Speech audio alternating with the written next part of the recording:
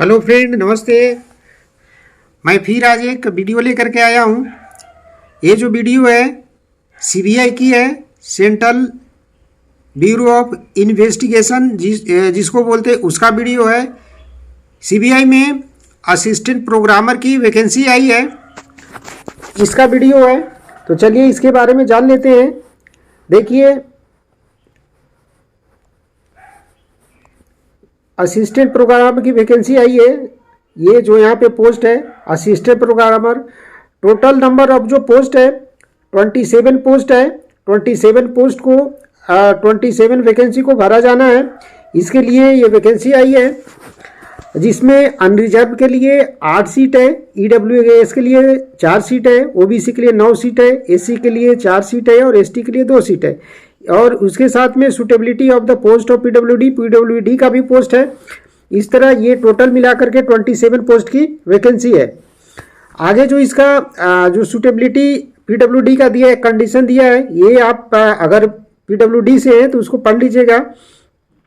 ये पे स्केल जो इसमें देख लीजिए, लेवल 7 के अनुसार है। 7th पे कमीशन के अनुसार लेवल 7 में जब आपकी नौकरी होगी, इसमें नौकरी होगी, तो आप ग्रेड पे इसका 44,600 पे आपका बेसिक फिक्स होगा। 44,600 प्लस अभी इस पे आपका 50% डीए मिलेगा, यानी 66,900, यानी 70,000 इनिशियल पेमेंट बनेगा आपका। 66,000 आपका 66,000 इनिशियल पेमेंट बनेगा। उसके साथ में इस पे HRA मिलेगा, जिसको हाउस रेंट अलाउंस बोलते हैं, वो मिलेगा। आपके सिटी के ऊपर निर्भर है। सिटी को कैटेगराइज जो किया गया है सेंट्रल रेलवे में 10%, 20% और 30% सिटी के अनुसार। जैसे महानगरों का जो सिटी है वहाँ पे अगर आपकी पोस्टिंग होती है तो वहाँ पे 30% मिलेगा, यानी 30% का मतलब होता है कि आपको 44,600 का 30%, यानी 14,000 के आसपास आपका रेंट मिलेगा। अगर आप ये सीबीआई के जो क्वार्टर अगर अलॉट करता होगा तो क्वार्टर में नहीं रहते हैं, उस आवास अगर आपको सरकार नहीं देती है तो अगर बाहर रहना चाहे तो बाहर रह सकते हैं। अगर आवास मिलता है तो आवास में रह सकते हैं। आवास में रहेंगे तो आपको क्वार्टर जो HRA मिलता है वो नहीं मिलेगा, और अगर नहीं रहेंगे तो HRA आपको 13 से 14,000 के आसपास आपको HRA मिलेगा। तो इस तरह इसका ये विवरण होता है। आगे जान लेते हैं एजुकेशनल क्वालिफिकेशन में। देख लीजिए, एजुकेशनल क्वालिफिकेशन में जो पहला जो क्राइटेरिया है, मास्टर डिग्री कंप्यूटर साइंस होना चाहिए, और मास्टर ऑफ टेक्नोलॉजी। इस तरह का दूसरा जो कंडीशन है कि bachelor degree in computer application है, और कंप्यूटर साइंस और electronics and computer communication engineering, ये दूसरा कंडीशन है। तीसरा कंडीशन इसमें ये है कि 2 years experience in electronics data processing work, ये जो end of actual programming from recognize institute, ये इसका कंडीशन का।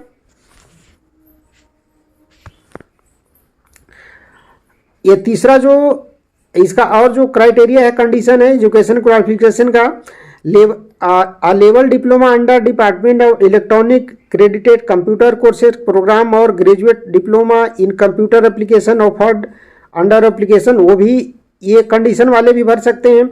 इसमें अगर ये है तो इसके साथ में 3 साल का एक्सपीरियंस है दिया, 3 experience of electronics data processing work including experience, ये हुआ क्वालिफिकेशन की बात। इसके साथ में डिजायरेबल भी उन्होंने मांगा है, जिसको बोलते हैं डिजायरेबल। आपके पास आपने कंप्यूटर साइंस में बीटेक कर रखा है, और अगर आपके साथ में ये जो नॉलेज है प्रोग्रामिंग C++ और विजुअल प्लस, ये अगर आपने ये भी अब आपने कोर्स करके रखा है तो आपके लिए सिलेक्शन का चांसेस बढ़ जाते हैं।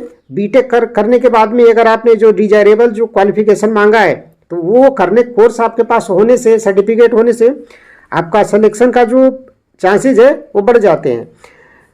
ये एज रिलैक्सेशन में देखिए, इसमें दिया है कि as per government rule as में छूट दिया जाएगा। ये ड्यूटीज दिया है कि main duties are the follows collection and processing of information to assist in programming analysis and MIS support. इस तरह की आपका ड्यूटी है, ड्यूटी का नेचर दिया हुआ है। अदर डिटेल दिया है कि the post is permanent, general central service group B gazetted of non ministerial gazetted officer का पोस्ट है, नॉन मिनिस्ट्रियल है, इस तरह पोस्ट उठता है।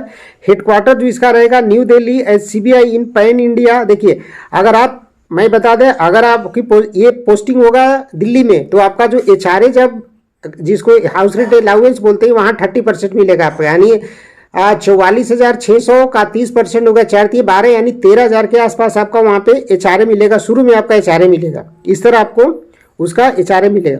अब अगला चीज़ इसमें पढ़ लीजिए कि online recruitment application are invited for the direct recruitment selection through website इतना। ये क्लोजिंग डेट जो डेट है वो 28/11 को क्लोज हो जाएगा। ये लास्ट डेट जो है ये 28/11 को शाम रात में 23:59 यानी रात में 12 बजे के पहले तक का 28/11/2024 को ये क्लोज हो जाएगा। इसके साथ में last date for printing of completely submitting online application up to 29/11, ये एक और चीज़ इसमें दिया है। आगे देख लीजिए, date of determining the eligibility of candidate in every respect shall be press brief closing, ये पढ़ लीजिएगा, कोई ज़्यादा इंपॉर्टेंट चीज़ नहीं है। जो इंपॉर्टेंट चीज़ है उसको मैं यहाँ मेंशन कर दे रहा हूँ। हेडक्वार्टर की तो बात हो गई। Headquarters at place are specified stated against certain post otherwise anywhere India, अगर दिल्ली में नहीं मिलता है तो और कहीं भी मिल सकता है आपको, ये इसमें दिया है। आपका क्राइटेरिया देखिए कौन भर सकता है, सिटीजन इंडिया का भी भर सकता है।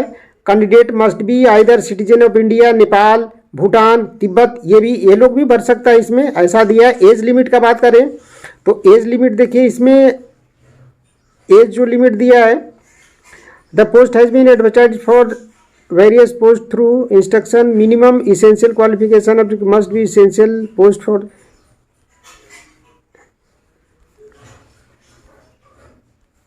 ये देखिए यहाँ से ये पढ़ लीजिएगा इसको।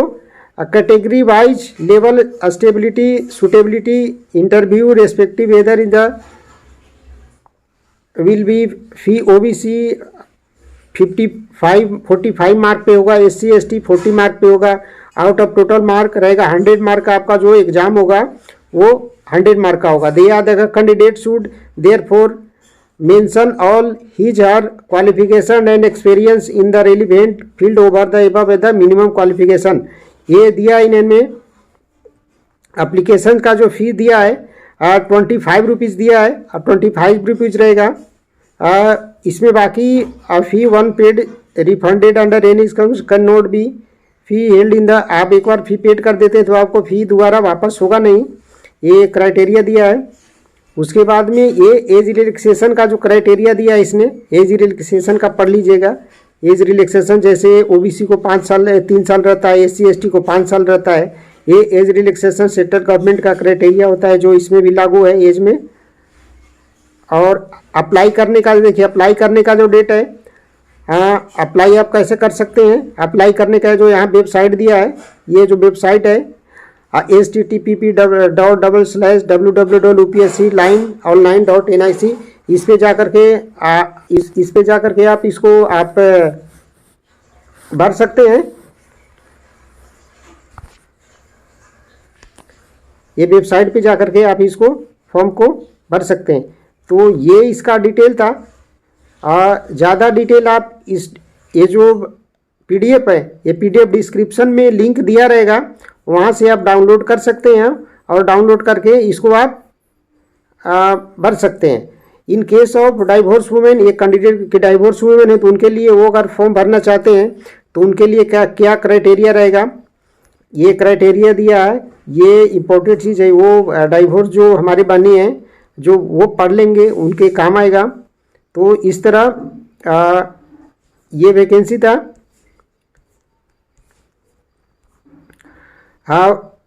वैकेंसी था। फिर मैं अगले वीडियो में कोई एक नया वैकेंसी के साथ फिर मैं आपके साथ उपस्थित होऊंगा। तो तब तक आप हमारे वीडियो पे, हमारे चैनल पे बने रहिए। फिर अगले दिन कल फिर मैं एक कोई दूसरा नया वीडियो लेकर के आऊँगा। तब तक के लिए नमस्ते, थैंक यू।